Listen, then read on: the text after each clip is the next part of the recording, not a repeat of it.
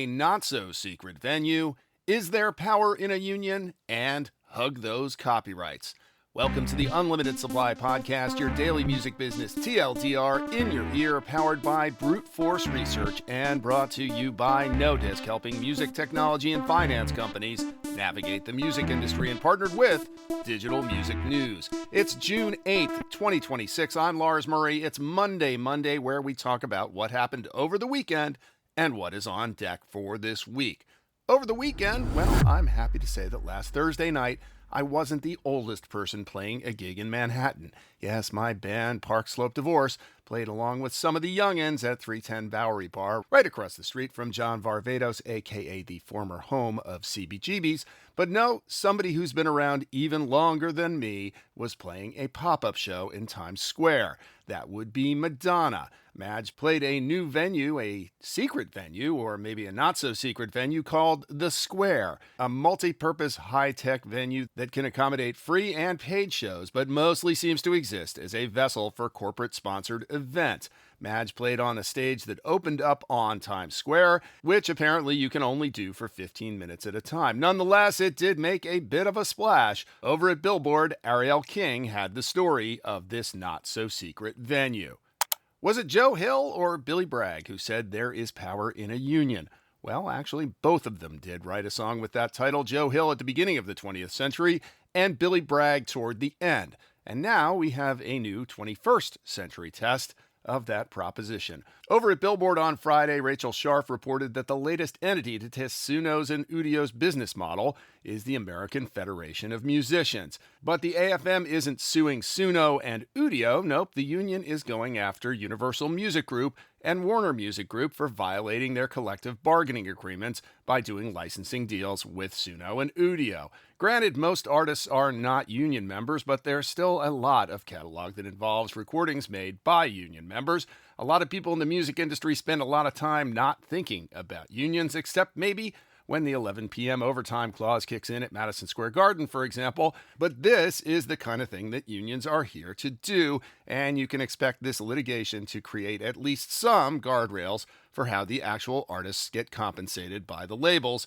under these licensing deals. Just a reminder that Taylor Swift isn't the only one with the power to grab the majors' attention. And while we're on the subject of wonky behind-the-scenes nuts and bolts policy stuff that actually matters, hey, everyone, hug your copyrights close. Over the weekend, I learned there's a move afoot in the generally passive House of Representatives to reorganize the office of the Register of Copyrights. You may remember that last fall, the president tried to fire the U.S. Register of Copyrights, Shira Perlmutter. Perlmutter sued to keep her job and succeeded for now, arguing that the president couldn't fire her, only the director of the Library of Congress could do that. Now, the administration and Republicans in Congress want to move the Register of Copyrights position into the executive branch so that the president can control it. In return, the Congress would receive full control of the Library of Congress. Let's see, so you guys want to hand over an enormous sector of the U.S. economy, copyright, which covers not just media, not just movies, not just music, not just literature, but also things like software, to one guy, and one guy in particular. And in return, Congress gets a national archive that, while important, doesn't generate a lot of revenue or control much from a policy standpoint unless it's running the Copyright Office. Yeah, that makes a lot of sense there. Where did I learn of this? Well, as usual, the person bringing attention to the issue is not in the USA.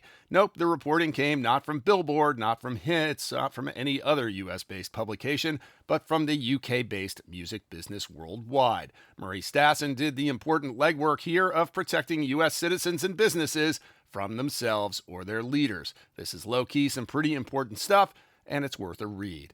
Looking at the week ahead, as you're listening to this, I am most certainly attending the Music Managers Forum's U.S. New York Summit, a full day of panels and discussion assembled by the MMF's Sharon Tapper. Old friends Jason Feinberg of Cosign, Benji Rogers of Lark 42, and a cast of many more are among the scheduled panelists today.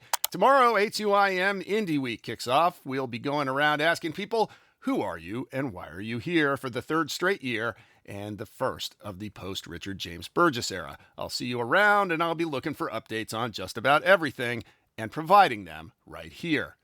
A few music folks celebrating birthdays this week include my old Sony pal Brian Wilkins, currently of the University of Miami Frost Music School, Ace music television producer Nashville's own Kathy Russ, my Brooklyn neighbor and music industry wellness advisor Marni Wandner, super connector Shane Tobin of Luminate, and catalog marketing vet Zach Hochkeppel of Legacy Recordings. And finally, a big congrats to old friend, digital innovator, getter of shit done, a person I have shared many a figurative foxhole with and would gladly accompany into any sticky situation. That would be Karen Lieberman of Disney Music Group, who tacked an S onto her VP stripes last week. At Disney, that S really means something.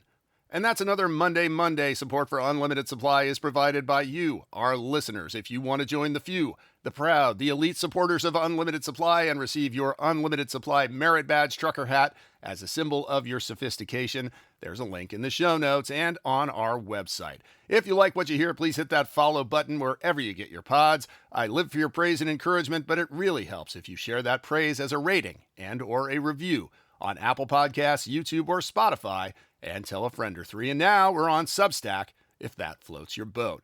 Links are in the show notes, but you can also visit unlimitedsupplypod.com to sign up for our newsletter, to tell us what you think about the show, to suggest feature ideas, to feed us info, to feed us lunch, to call us out on our dubious assertions, and to tell us what we're missing out on. I'm Lars Murray, and remember, in this business, no conflict means no interest.